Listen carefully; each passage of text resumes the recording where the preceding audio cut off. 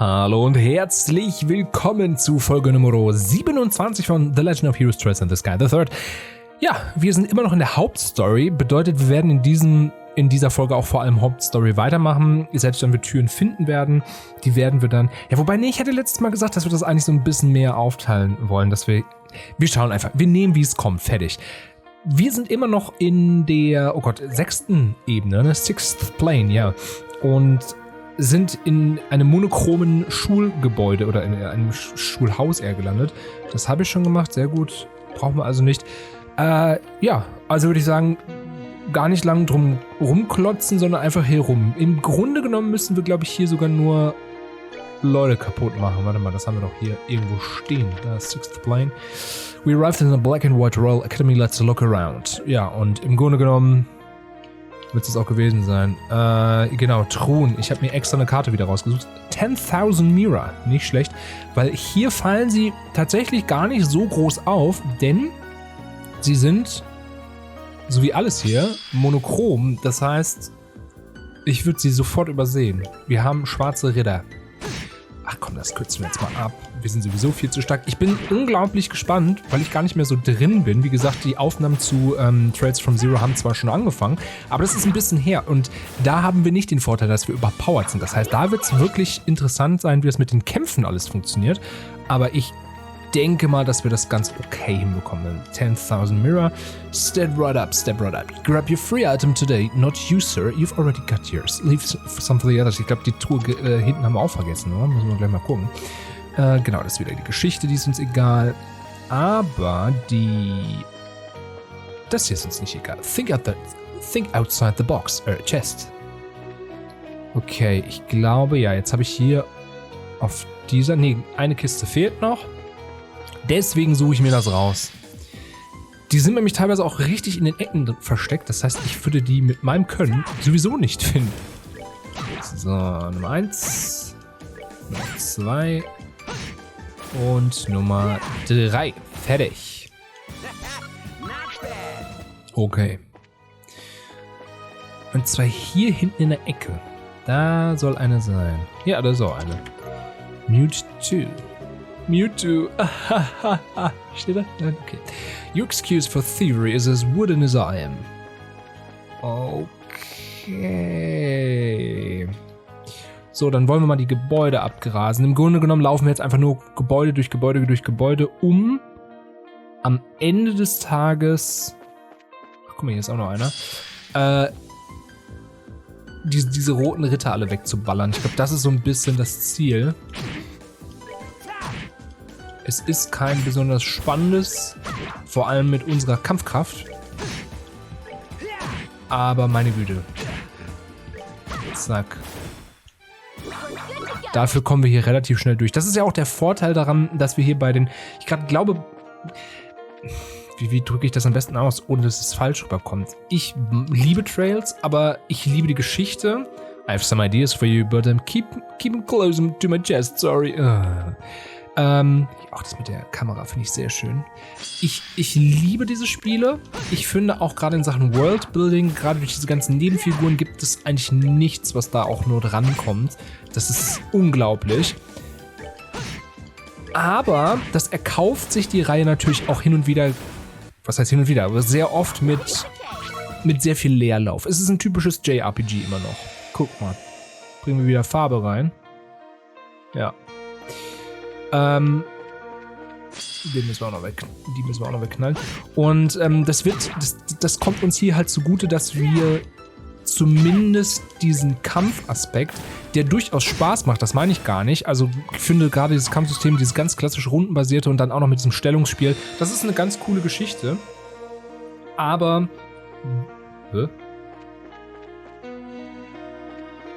Ich hab's wieder kaputt gemacht, oder wie? Ja, scheinbar. Hä? Ja, okay, den roten also nicht kaputt machen. Gut, dann lassen wir das. Das erkauft sich das Spiel natürlich mit ein bisschen Leerlauf, muss man halt ganz klar sagen. Und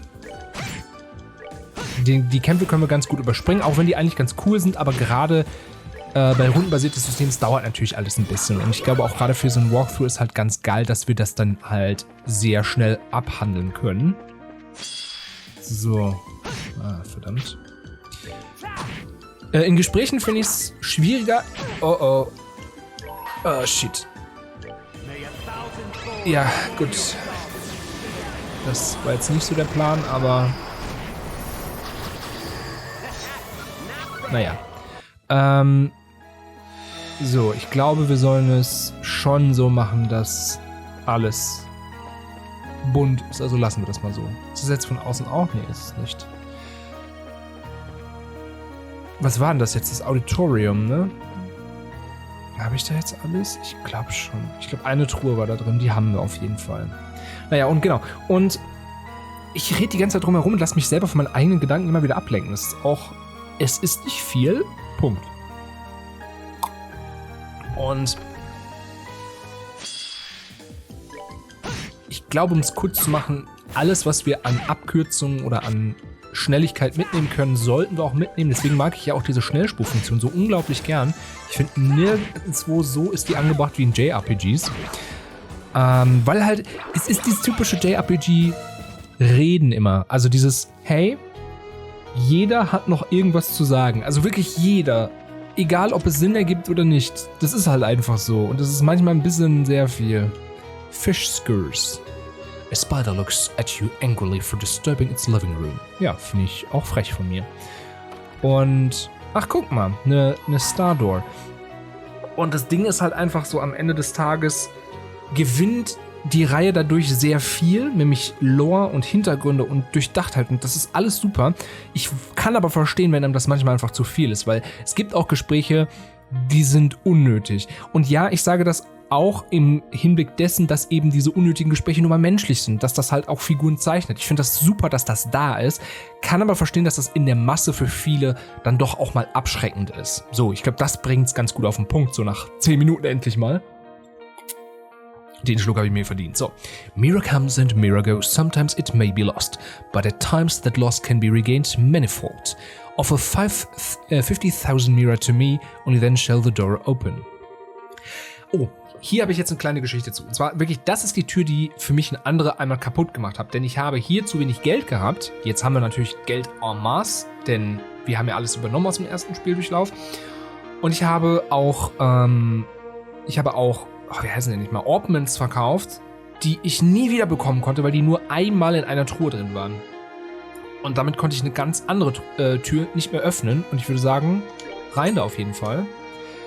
Und das hat für mich das Türengame gebrochen. Das war ganz, ganz schrecklich. Aber was soll ich sagen? So ist das Leben. Und wir nehmen jetzt natürlich diese Tür mit. Star Chamber. Mal schauen, was sich dahinter verbirgt. Kann jetzt natürlich alles sein, weil es auf keine Person bezogen ist, ne? I shall grant to your memory fragment and my blessing. Aber wir haben jetzt ja auch ein bisschen gekämpft, ein bisschen gerettet. Ich finde jetzt so ein kleiner Storybeat ist wahrscheinlich gar nicht so schlecht. Und wir haben, oh, das ist sogar ein sehr, sehr wichtiger, wenn ihr auf dem Hauptkanal, der leider aktuell gar nicht bespielt wird, es tut mir sehr leid, schreibe ich vielleicht auch nochmal was zu. Das haben wir darin aufgegriffen. Eine sehr, sehr coole Geschichte, die auch nicht nötig ist. Nochmal, das ist ein typisches Beispiel für, das ist gar nicht nötig, aber wahnsinnig cool, dass es da ist und sehr bereichernd für die Welt und für die Geschichte der Welt. Ich hoffe, es geht irgendwann nochmal nach Liebe in dieser Reihe. Sieht aktuell nicht so aus, aber es wäre so geil. So, thank you very much for coming today. I'd love it if you would be able to start coming to pray like this more often. I'm afraid it looks as though I won't have a choice in that matter. If I show any signs of skipping mass lately, Lila gives me a stern lecturing. You're rather fortunate to have someone like her by your side, you know. Nothing is more valuable to a person than someone who will chide them when they seem to be straying from the right path. Oh, I couldn't agree more. I do wish she would go a little easier on me than she currently does, however. Look at it this way. The fact that she doesn't shows just how important you are to her. For one thing, I hear you've been exceptionally busy with work these days. Man merkt, ich muss erstmal wieder ins Lesen reinkommen. Das ist nicht so...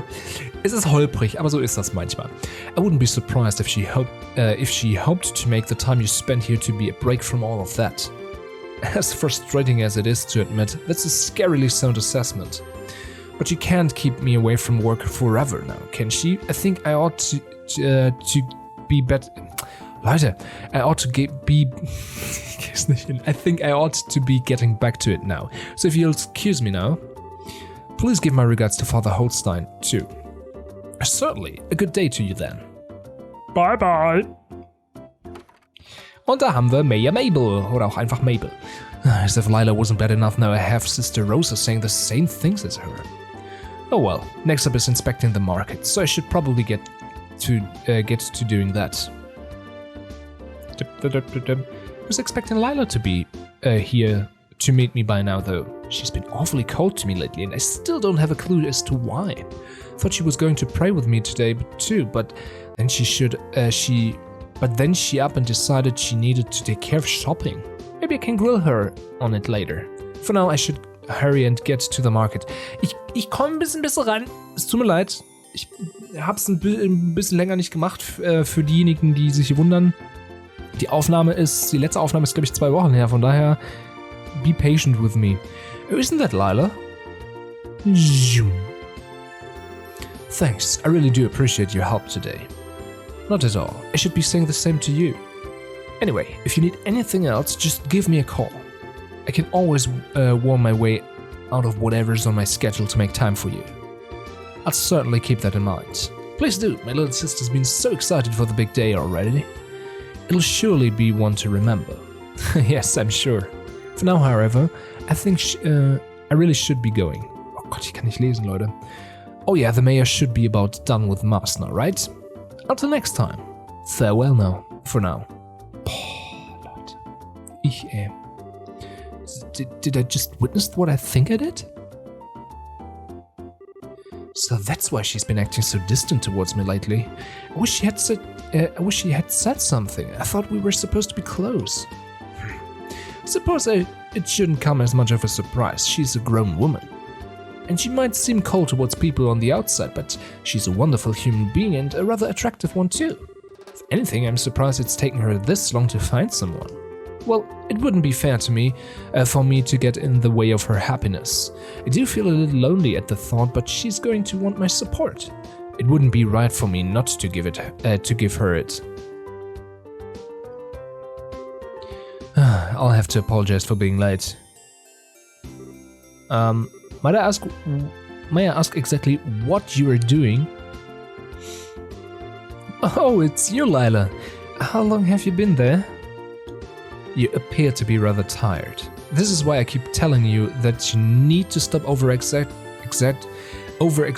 yourself. Oh no, I'm not, I assure you. Shall we head to the market? Well, if you say so.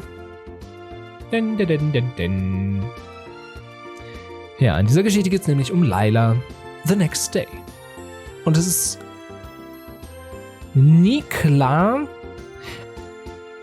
Ich rede da später nochmal drüber, wenn wir zu dem Punkt kommen, glaube ich. Die Gilde, wen haben wir denn da? Annalise. Maybelle? Can I ask you to go over what you want me to do one more time, just so I'm not misunderstanding? Well, as I said, I would like to investigate exactly what relationship those two have, as well as what kind of person the gentleman in question is.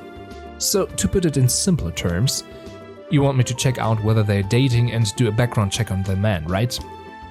Is that right? Yes, it is. Is there something wrong? Well, kinda. I mean, we braces do at times do background checks on people, but that's when we suspect or know for sure they're involved in a crime. If they're not, doing so would be an invasion of their privacy and that doesn't exactly fly with us. Oh, und da ist übrigens, was ich gar nicht erzählt habe letztes Mal. Letztes Mal haben wir doch Gambler Jack gesehen und mir ist es heute wie Schuppen aus den Haaren gefallen, oder vorgestern, dass Gambler Jack eine richtige normale Figur ist in Kuro no Kiseki. Das ist ein Freund vom Hauptprotagonisten Van und das ist so cool, das ist mir so lange gar nicht aufgefallen. Erst gibt es ein Buch über ihn, dann tritt er auf. Ich glaube, hier oder im nächsten Teil gibt es sogar noch ein zweites Buch über Gambler Jack und der ist dann halt wirklich da. Das ist so cool, dass solche Sachen so viel später noch auftauchen. So generell Kuro no Kiseki, viele tauchen nicht auf, klar, weil es auch einfach viele neue gibt. Aber was da aus den ersten Teilen alles wieder aufgegriffen wird, ist unglaublich. Muss ich an dieser Stelle nochmal loswerden. So. Obviously, if you have reason to believe the man Lila appears to be dating is involved in illegal activity, I'd be happy to help. Ach genau, und das wollte ich mich gerade sagen, das hier wäre ein extrem passender Auftrag für Van gewesen, der neue Figur, der ist ein Fixer. Und ein Fixer steht so ein bisschen zwischen Polizei und Bracer, denn er nimmt auch so im Graubereich so alles an. Sowas wie hier Verfolgung, selbst wenn man eigentlich keinen Beweis dafür hat. Genau sowas würde der machen. Is that the case though? No. On the contrary, actually. He appears to be a good, honest man. I see. There's obviously going to be the chance that's just a facade and he's not the kind of person he appears to be. But as it stands, I don't see any grounds for the guild to make their move. That is unfortunate, but I can certainly see where you're coming from. I'm sorry for troubling you with this. I don't know what came over me. Please, forget this conversation ever happened. Forgive me for asking this, but you're all in favor of them dating, right? You're not trying to break them up or something. So why are you so concerned with finding all this out? As I think you are aware, Lila lost her mother and father during the 100 Days War. As far as I can tell, the scars that left on her heart still haven't truly healed either. And I believe this is her first foray into romantic relationships too. I'm just so worried about her getting hurt as a result of this. I'm not the slightest concerned about how noble the man's family is or how much money they have. Nothing superficial like that. All I want to know is whether he genuinely cares for her well-being. Genuinely. Oh Gott, Leute. And will make her happy. That's all that matters to me. I see where you're coming from. Still, at the end of the day, that doesn't give me the excuse to invade the man's privacy or meddle in their affairs. I'm sure Lila will eventually tell me about what's going on when she feels the time is right. I can ask her all of my questions then. Nah, this is good stuff. What do you mean? I completely understand where you're coming from here. I'd be more than happy to accept your request. Wait, I thought, are you sure wouldn't doing so violate the Bracer Code? Oh, no worries, the Bracer Code's totally open to individual interpretation, so it leaves a lot to each Bracer's personal judgment. I feel trying to follow the code to the letter and ignoring the feelings of those we're trying to serve misses the point of being a Bracer too. So I don't think it's unfair to dismiss your well-meaning intentions as trying to invade someone's privacy either. You leave all of this to me, I'll get you all kinds of answers. Thank you so much. I appreciate you agreeing to do this for me, really. Just know that I completely understand where you were coming from earlier, so I do want to ask that you invade his privacy no more than necessary. Is that fair? Perfecto. I hope this turns out to be something that'll really make her happy. Also spannend ist okay, wenn der Cause noble ist, ne? And that was the day Annalise agreed to accept the mayor's request, immediately and enthusiastically beginning her investigation. Naturally, she was very cautious not to make both Lila and her presumed partner suspicious in the process. Testimony 1. Those two certainly did come here, yes. I remember them sitting at the table over there having a pleasant conversation with one another. I couldn't tell you what they were talking about, I'm afraid. But I do remember seeing Lila smiling while talking, which you don't see every day with her. That struck me. Really now? Do you remember anything about the man, by the way? Not in much detail, just that he was a well-groomed, seemingly pleasant young man. That's about all I can say, I'm afraid. I see. Can I ask why you want to know all of this? Why, you see... Wait, it's okay, you don't need to answer. They're in love, aren't they? It all makes sense now. She did very much look like a girl in love when she was talking to him, you know? Aww, so little Lila's finally ready to begin her journey into adulthood, is she? Aw, how sweet. How sweet it is. We don't know for sure yet, so please keep this to yourself, okay? Don't go telling any of the other customers and starting any rumors. Not to worry, the secret's safe with me. Testimony 2. Yes, I saw them. I remember the man escorting the maid to the front door of the mayor's mansion. I was surprised he didn't go inside with her, honestly. Whenever I take Mina home, I always do. Oh, Harry, if you ask me, you're the one behaving improperly, not the man we're talking about. I am? Ordinarily, when a gentleman escorts a lady to her home, he doesn't go inside. Really? Really? But surely the fact I do that is proof that we're that close, right? I wouldn't be assuming that if I were you. For one thing, those two seemed awfully close even without that, didn't they? I'm not saying that it's always wrong to go inside per se. If that's what you want to keep doing, you won't see me stopping you. Oh, ich hab's heute. Okay, I will then. Why does everything have to be so much work when it comes to you? Thanks for the info anyway. Testimony 3. You want to ask about the man who's been spending time with Lila lately? Thinking back, I did see her with a man when my husband and I went to the market. They were looking at souvenirs together, I believe. I remember it well too. I've rarely seen a more adoring pair in my life. They were like a pair of newlyweds. Really? I wouldn't pay much attention to anything my husband says. He has a habit of exaggerating. I'm not ashamed of it either. These kinds of stories are always much more interesting with a touch of dramatic flair. It wasn't the first time I've seen the man though. I'm surely I've met him before. But I can't for the life of me remember his name. Can you remember, dear? Don't be silly, of course I remember. I would never forget the name of a man I've done good business with. That was young Leonard. Wait, I know that name. Leonard from the Kingfisher Inn? Oh, you know him already? Well, that puts a damper on my fun. I use that place a lot for work reasons, so I even know him by face. Can't say I know all that much about him as a person though. If you're well acquainted with him, would you tell me a bit more about him? I don't mind, but this information isn't going to come cheap. You're gonna charge me? Please, that's not funny, dear. We owe ever so much to the Bracer Guild, you can't threaten to charge a member, I won't have it. Sorry, but I just can't help myself to a good joke. Let's see, well, he's a good, honest man for starters. Okay, klingt alles ziemlich entspannt, würde man behaupten, ne? Several days later. Und tatsächlich ist es auch so, also da kommt jetzt keine böse Überraschung. I see, so the man in question is Leonard from the Kingfisher Inn. I wonder how those two came to know each other. Oh, you know Leonard already? Only by name. I can't say I've ever spoken to him in person as such. The Kingfisher Inn has really made a name for itself in recent years. It's been doing quite well financially too. As things stand, it's a good target for investment.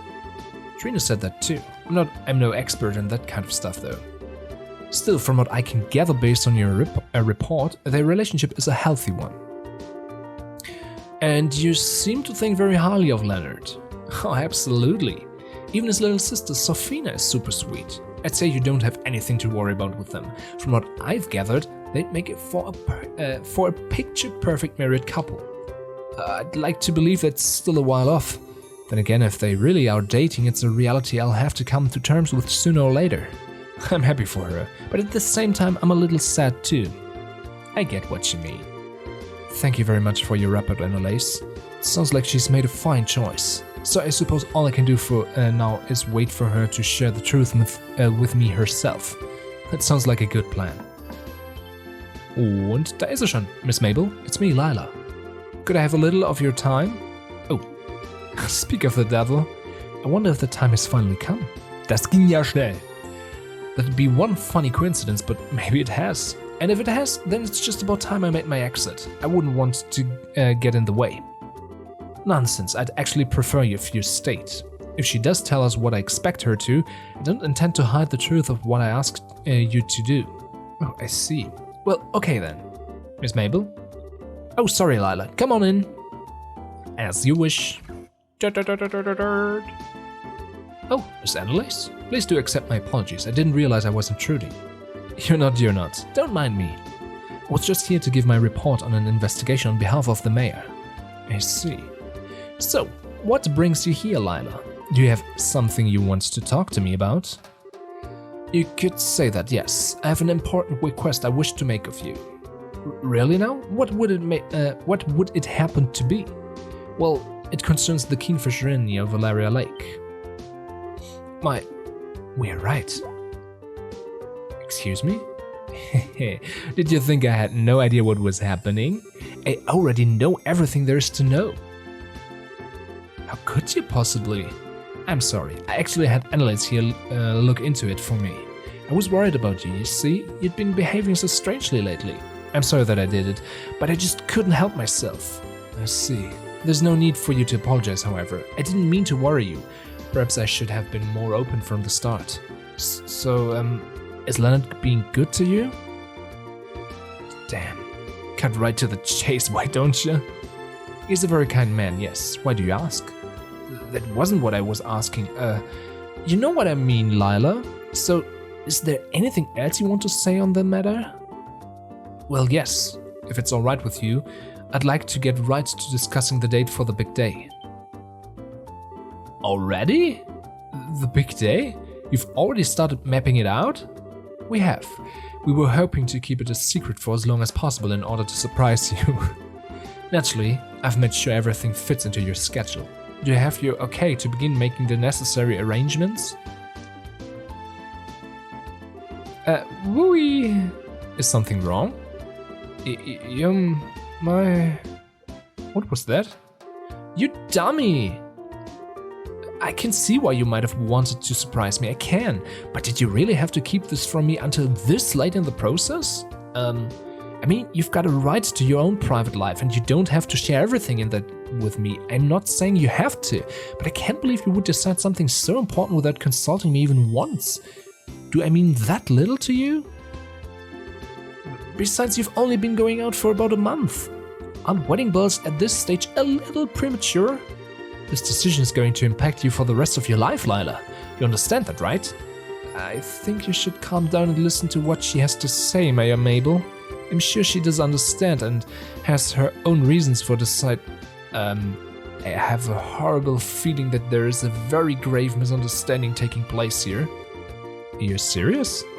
Just what are we misunderstanding? The arrangements I have been making are for your next vacation. You've been busy lately that you have been so busy lately that I've thought you really ought to have one, so I've been making the necessary arrangements in secret. What? You mentioned before that you would like to visit the famous Kingfisher Inn once, you see. So when Leonard needed to come to Bose Market to do some shopping, we decided to use the chance to meet and discuss how we go about this.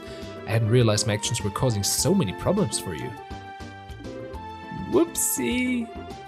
I worry about you sometimes. Besides, I have no intention of getting married before a certain mistress of mine, which doesn't seem to be anytime soon since she makes a hobby of turning down countless marriage proposals in favor of devoting herself to work.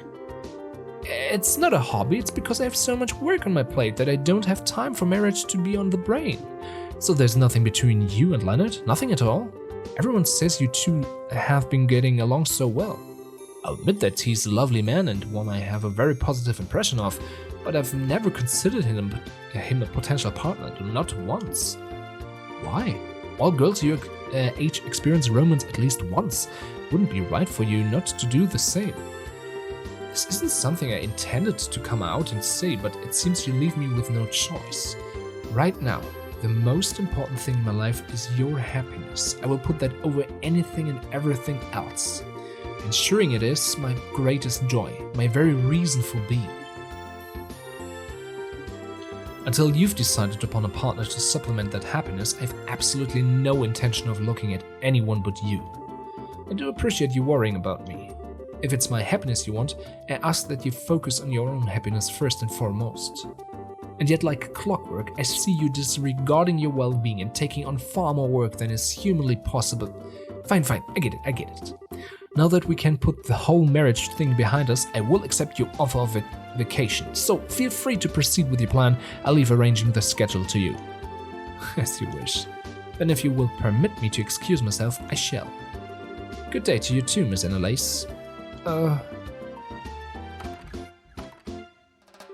I'm really sorry. It looks like my research may have been a tad incomplete. Don't worry about it. I don't think anything was wrong with your report. All of this was due to my foolishly jumping to conclusion. I can't believe I ended up giving her yet another excuse to lecture me. It's no big deal. I can admit though, I'm jealous. Jealous? You never heard that, You never heard that. Anyway, I'm sure I'll see you around. You two look great together.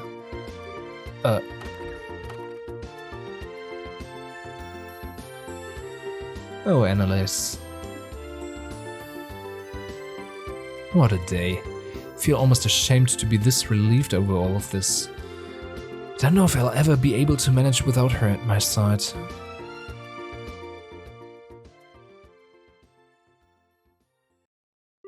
Side Story finished. So, und worauf ich jetzt hinaus wollte ist... Ja, fertig? Worauf ich hinaus wollte mit dieser Geschichte ist, dass sie... Kleinen Moment. Dass sie tatsächlich eine gleichgeschlechtliche Romanze inszeniert.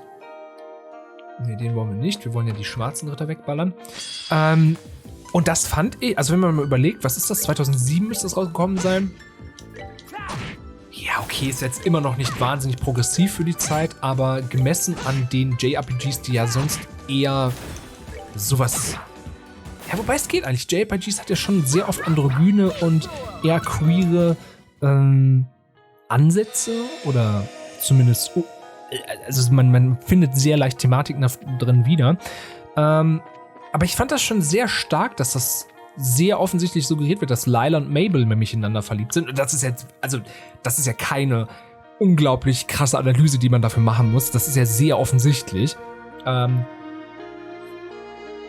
Und, um den Bogen wieder zu dem zu schlagen, was ich eigentlich noch dazu sagen wollte, in Koro no Kiseki gibt es jetzt auch wieder in einer Nebenquest oder in einer Nebengeschichte, die man optional verfolgen kann. Und dann in einer Nebenquest gibt es auch einen homosexuellen Mann. Und das unglaublich bedacht erzählt. Also für mich ein bisschen noch zu bedächtlich. Ich finde, da muss man nicht so, oh nein, das ist alles nicht so gut. Und ich finde es aber spannend in dem Sinne, weil es ist ja ein japanisches Spiel und da ist gleichgeschlechtliche Liebe immer noch ein bisschen tabuisiert gesellschaftlich. Sage ich jetzt einfach so, ist zumindest von meinem Wissensstand. Wenn sich das mittlerweile schon geändert hat, korrigiert mich bitte gerne. Ne? Und da finde ich einfach die Thematik, wie sie aufbereitet wurde, sehr spannend. Und zwar, dass er wirklich nämlich ein Problem damit hat, dass er diese gleichgeschlechtliche Liebe hat. Und wie er dann damit umgehen soll. Eigentlich sehr spannend. Und eine Problematik, die es eigentlich nicht mehr geben sollte, aber leider immer noch da ist. Von daher ist es schon ganz gut, dass es das noch gibt. So, ich würde sagen, wir nehmen auf jeden Fall noch den Boys Dorm mit. Den machen wir noch bunt. Guck mal, da haben wir direkt einen. Dann haben wir nämlich doch heute auch ordentlich Geschichte geschafft. Und eine Tür. Also, best of both worlds. Miley Cyrus wäre so stolz auf uns. So. Okay, haben wir das auch. Den roten lassen wir. Hier haben wir sogar noch eine Truhe. Tomato fondue. Did you know Threat in the Sky's Japanese name is Sora no Kiseki, but the Japanese team has fully endorsed the English name to the point where it's used on the cover of the Sora no Kiseki manga in Japan. Ja, das wusste ich sogar. Also Kiseki, wenn ihr irgendwo Kiseki lest, das ist Trails, aber Trails ist also der Überbegriff Trails ist halt mittlerweile sehr synonym für sowohl in Japan als auch außerhalb von Japan. Zack, noch ein weg. Zack. So, das müsste es hier auch gewesen sein, ne? Sehr schön. Oh shit. Nee, da müssen wir leider weg. Sonst ist hier gleich wieder alles antimonochrom. Ach komm, dann nehmen wir das Clubhaus auch noch mit. Das kann doch nicht so schwer sein. So, da haben wir erstmal die Vögel.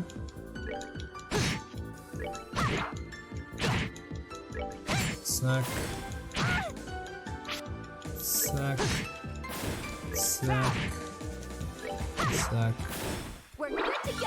Zack, haben wir das nämlich weg. So, jetzt muss ich gucken, dass ich hier... Guck mal da, eine Truhe. Ich finde, man so im Schwarz-Weißen, man sieht es schlechter, ne? Someone carved a smiley face at the bottom. It was you. Ja gut. So ist das. hier vielleicht noch was? Nee, haben wir nicht. Gehen wir mal hoch. Hier ist auch einfach mal nichts. Da ist ein roter, den wollen wir auch nicht. Guck, hier ist noch eine Truhe. Sehr schön. Gargan Armor. It was filled with something once, but now there's nothing. All because of you. Sorry.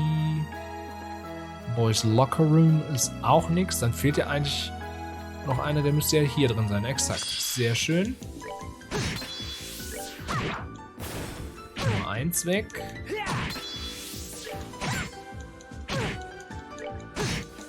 Nummer 2 weg.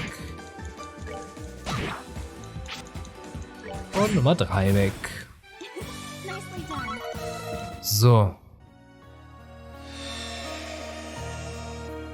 Zack.